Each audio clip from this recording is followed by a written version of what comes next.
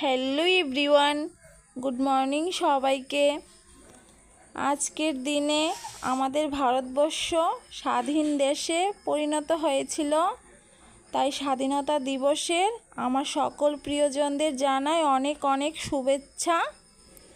সকালে কাজকর্ম সাইরা এখন তানিশাকে নিয়ে স্কুলে যামু, তাই এখন ওকে রেডি করাইতাছি।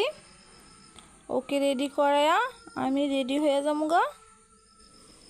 ও চুল টুল একটু সুন্দর করে বাইন্দা দিতেছি। আজকে সব বাচ্চারা হোয়াইট ড্রেস পরে যাইব জাতীয় পতাকা নিয়ে। আমরা স্কুলে আয়া পড়ছি, দেখেন স্কুলের সব বাচ্চাদের কি সুন্দর লাগতেছে। আজকে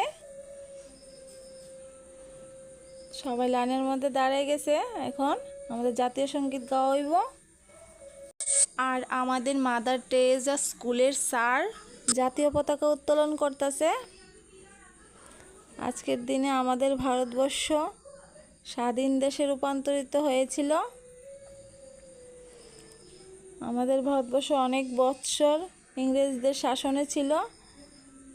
এই আজকের দিনে অনেক বীর পুরুষেরা আত্মবলিদান করে এই দেশকে স্বাধীন করেছিল, তাই এখন আমরা স্বাধীনভাবে বাঁচতে পারি।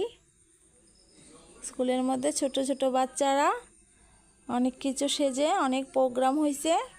এখন বাচ্চাদের নিয়ে রেলিতে বেরিব,